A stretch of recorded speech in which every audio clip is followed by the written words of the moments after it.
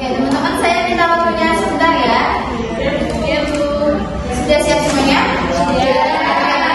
Teman-teman, di sini saya setting sebagai kelas 12 SMA.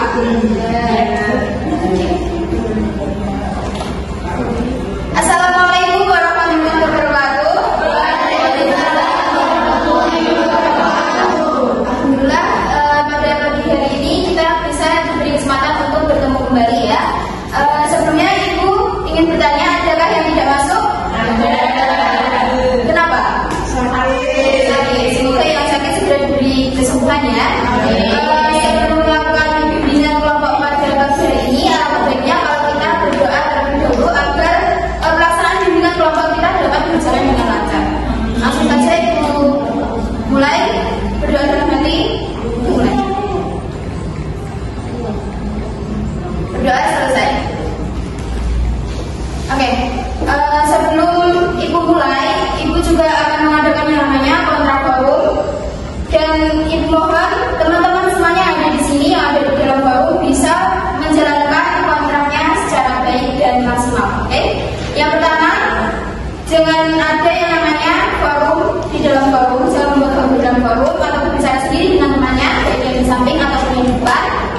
Dan mohon untuk HP-nya di-silent dan dimasukkan tas. Tidak boleh makan, tapi boleh minum. Bisa dimengerti? Bisa. Dan nanti apabila ada yang perlu ditanyakan, bisa ditanyakan di akhir sewaktu kita bimbingan kepada Ibu. Oke, jadi sebelumnya Ibu akan menjelaskan sedikit mengenai apa itu bimbingan kelompok, yang dimana bimbingan kelompok itu merupakan suatu layanan yang dilakukan oleh konselor bagi konseling untuk dapat memecahkan permasalahan yang sedang dialami oleh konseling dengan berbentuk kelompok. Dan di sini Ibu akan menggunakan yang namanya teknik diskusi kelompok. Jadi nanti teman-teman Ibu harap bisa menyampaikan permasalahannya atau permasalahan yang akan diunggah nanti dan bisa menyampaikan pendapat-pendapatnya secara terbuka. Adapun di dalam bimbingan kelompok ini ada beberapa asas. Yang pertama ada asas keterbukaan, kerahasiaan, juga asas kesukarelaan. Nanti teman-teman Ibu harap bisa menyampaikan pendapatnya mengenai permasalahannya, dan di dalam sini tidak ada yang namanya rahasia. Jadi setelah keluar dari forum ini, jangan ada yang bertengkar karena telah menyampaikan pendapatnya atau perselisihan, dan harus bisa menjaga kerahasiaannya satu sama lain. Bisa dimengerti? Bisa. Oke. Untuk kali ini Ibu akan mengambil tema mengenai konflik penjurusan dan passion. Ada yang tahu apa itu penjurusan dan passion? Belum tahu. Oke, di sini Ibu akan menjelaskan sedikit mengenai penjurusan dan juga passion, yang dimana itu merupakan suatu permasalahan yang dialami oleh pada umumnya pada kelas 12 ya, yang di sini sebagai kelas 12 SMA, yang tentunya nantinya kalian akan memilih karir untuk bekerja ataupun untuk melanjutkan kuliah. Ya, jadi biasanya kan banyak itu anak yang kelas 12 memilih jurusan untuk itu secara mendadak, dan hasilnya nanti tidak maksimal atau tidak sesuai dengan passion yang ada pada diri kalian masing-masing. Nah itu jangan ditiru untuk teman-teman yang ada di sini, karena passion yang ada pada diri kalian itu sangat menentukan penjurusan kalian pada nantinya. Ada juga beberapa faktor yang mempengaruhi adanya konflik penjurusan dan juga passion, yang dimana yang pertama itu karena tidak setujunya atau tidak seperizinan dari orang tua, dan yang kedua itu minat kalian tidak sesuai dengan passion yang ada pada diri kalian, dan juga yang ketiga itu ada karena pengaruh lingkungan.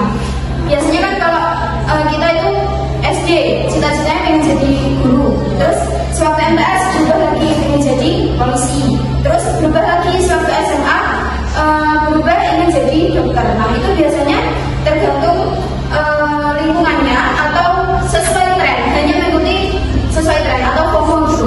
Sekarang trennya pada jadi dokter, nah kita juga ikutan pengen jadi dokter. Terus ada yang temannya pengen jadi polisi, kita juga ikut pengen jadi polisi. Jadi seperti itu. Nah untuk selanjutnya Ibu akan menampilkan sebuah video yang dimana berkaitan dengan penjurusan, konflik penjurusan dan juga passion. Di sini Ibu akan membentuk menjadi dua kelompok, yang dimana di sebelah kanan ada kelompok 1 sebelah kiri ada kelompok 2. Oke. Nanti setelah kita lakukan videonya, Ibu mohon perwakilan dari satu kelompok setelah mendiskusikan hasil kesimpulannya dari video tersebut bisa maju ke depan dan menyampaikan hasilnya sesuai dengan kelompok masing-masing.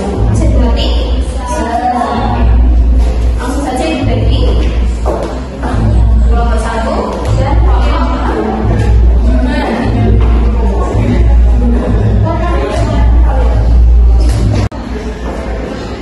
Oke, Ibu akan menampilkan videonya dan teman-teman bisa mengikuti atau menontonnya dengan seksama.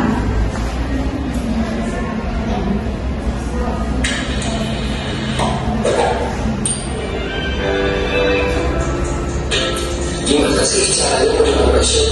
Nah, di video ini gue bakal bahas tentang gimana caranya supaya lo bisa membuat passionnya dulu. Tapi sebelum kita lanjut, kalau lo baca ini sama saya apa? Kita harus tahu juga Indonesia dari alat modern satu kurang dari salah profesional, mulai dari relationship sampai berkosong karya.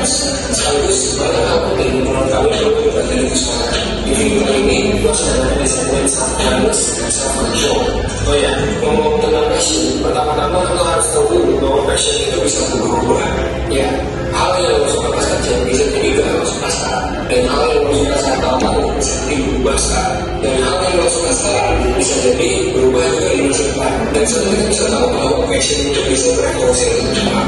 Contohnya gue sendiri dulu suka dengan musik elektronik, tapi di tahun 2015 gue udah belajar musik. Setelah itu gue lagi suka musik. Sekarang ternyata gue malah kerja untuk bikin video, jadi video produser. Nah ini adalah contoh passion yang berubah. Tapi meskipun passion itu bisa berubah dengan cepat, biasanya ada hal yang sama yang gak hilang dalam passion kita jalani. Kalau perhatikan, passion gue kan pertama gue bikin musik. Habis itu gue nulis, terus habis itu gue bikin video. Nah meskipun beda, sebenarnya semua passion itu menjurus ke satu frame yang sama, yaitu storytelling. Inti dari passion gue sebenarnya adalah storytelling. Gue suka menceritakan sesuatu ke orang lain dari berbagai medium, musik, tulisan, video, dan kebetulan saat ini media dan video. Nah, storytelling itu adalah hal yang ada dalam semua passion gue. Oleh karena itu, bisa dibilang bahwa storytelling adalah passion gue. Terus gimana sih cara tahu passion kita? Yang pertama adalah harus mempelajari. Coba list hal yang lo suka, list baik hal yang pernah lakukan, yang lo suka, dan atau hal yang akan lo lakukan. Lo bisa tulis 2-3 hal atau lebih. Ingat, tetap coba tulis hal yang lo suka meskipun belum pernah melakukan hal itu lagi, dan meskipun lo belum pernah melakukan hal tersebut. Kedua, dari tulisan yang lo buat barusan, coba lo identifikasi apa sih kesamaan dari hal-hal yang lo suka itu. Lo coba identifikasi juga apa sih profesi yang bisa lo kerjakan dari hal yang lo suka itu.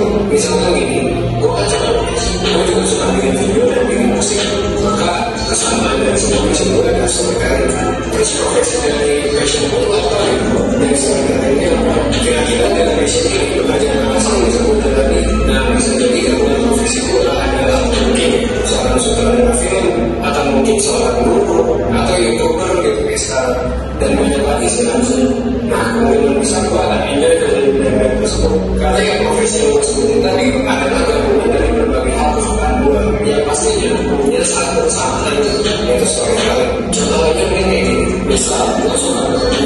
Nah, selain berbagi, gue juga suka nih dengan teknologi informasi. Gue suka programming. Nah, kalau kayak gitu mungkin gabungan profesi yang kayak cocok itu adalah bikin software tentang berkebun. Kemudian lo bisa bikin otomatisasi kebun yang robotik pakai software berkebun. Dan profesinya mungkin nanti bikin software engineering dan pengembangan kayak gitu.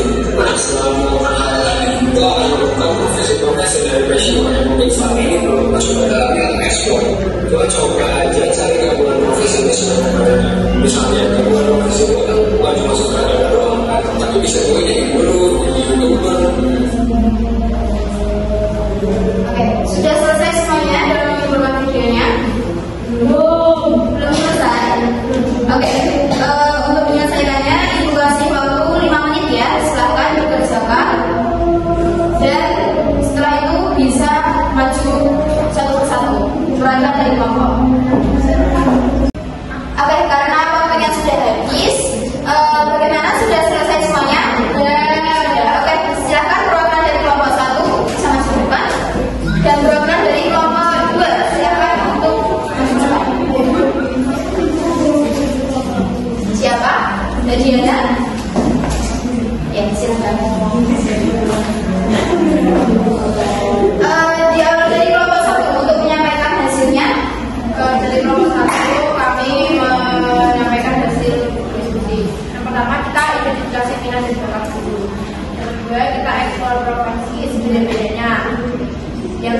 kita cari informasi tentang universitas dan bentuk prodi yang kita menanti. Ya. Selanjutnya dari kelompok kedua ada di sini Mbak.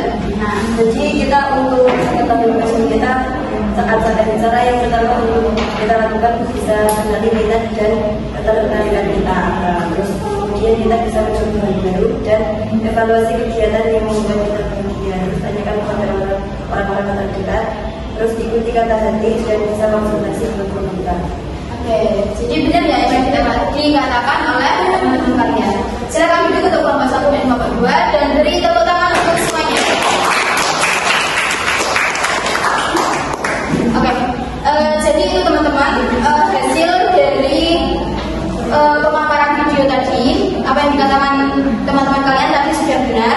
Bahwasanya cara untuk mengetahui jurusan yang tepat sesuai dengan passion diri kalian itu apa? Yang pertama, kalian bisa mencari informasi mengenai kerja lapangnya nanti, seperti apa penghasilannya, seberapa. Nah itu nggak apa-apa kalian tanyakan karena itu juga perlu untuk kalian ketahui juga. Karena kalau kalian memilih jurusan ini tapi penghasilannya tidak sesuai dengan harapan yang kalian inginkan, jadi jangan sampai hal itu terjadi pada diri kalian. Yang kedua itu kalian bisa mempelajari atau mengikuti yang namanya tes minat bakat.